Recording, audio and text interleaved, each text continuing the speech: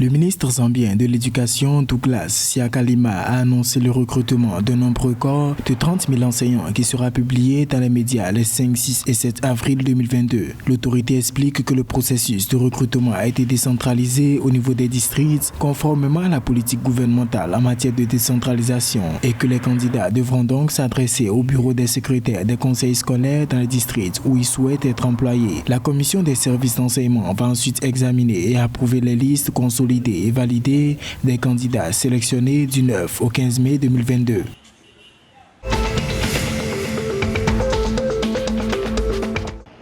Au Malawi, des citoyens ont donné au gouvernement 14 jours pour résoudre certains des problèmes socio-économiques auxquels ils sont confrontés, tels que la hausse continue des prix des produits de base. Olivier Nakoma, le chef des citoyens concernés, a déclaré que si le gouvernement ne répondait pas à la question soulevée dans leur pétition, ils organiseraient une veillée à State House à Lilongwe et dans d'autres résidences d'État à travers le pays. D'autres ont rappelé au président qu'il doit tenir ses promesses de campagne, telles que donner 15 000 kwacha aux personnes âgées, puis créer 1 million d'emplois et des connexions gratuites à l'eau et à l'électricité.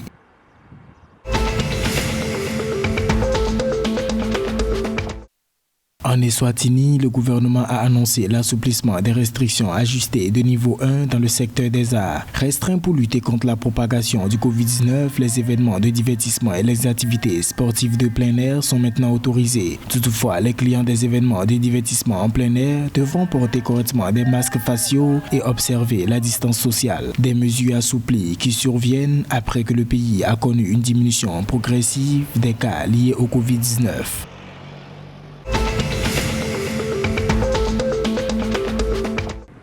Le conseil d'administration de l'autorité de l'électricité et de l'eau du Lesotho s'est réuni le 30 mars 2022 pour délibérer sur la demande tarifaire de l'entreprise d'eau et d'assainissement Wasco pour l'exercice financier 2022-2023. La demande faisait allusion à un besoin en revenu de 296,20 millions de lotis et une augmentation tarifaire résultante de 15% à la fois volumétrique et standing, charge pour toutes les catégories de clients. L'autorité estime qu'à court terme, le sous-recouvrement de Wasco entraînera des réductions de coûts inutiles qui pourraient conduire à un service de qualité inférieure et moins d'investissement dans la maintenance et la mise à niveau nécessaires.